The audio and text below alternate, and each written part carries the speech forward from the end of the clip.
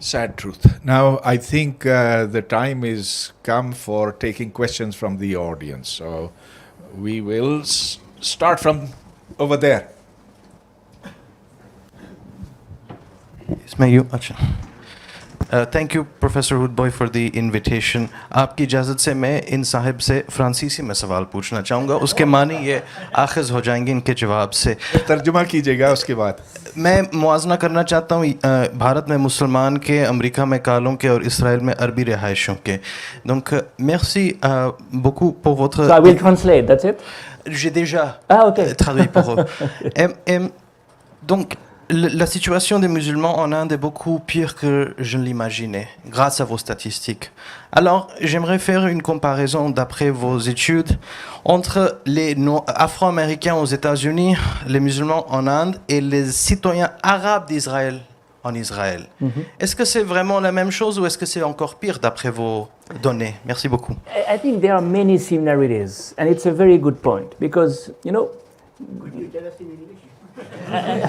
yeah, he wants me to compare the situation of the Muslims in India with those who are in Israel and the black Americans in the US.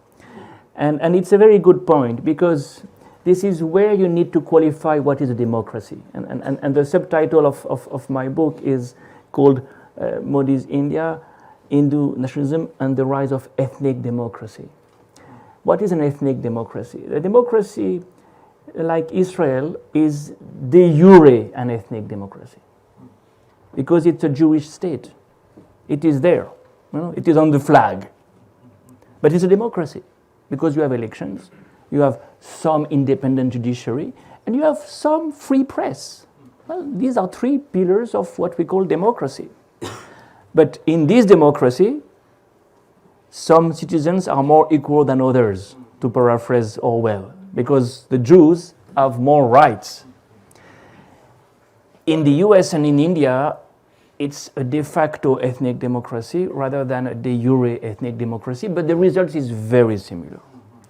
The percentage of Muslims behind the bars in India is very similar to the percentage of the blacks behind the bars in the US.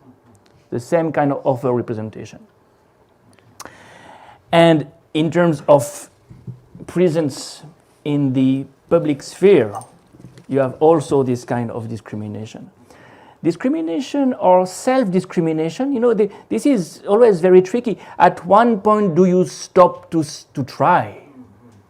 When is self-censorship reflecting a kind of internalization of, well, there is no need for me to try because I will not get what I deserve. No? But the result is the same.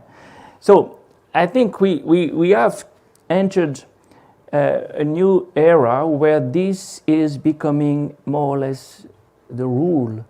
Ethnic democracy has become the standard because of national populism.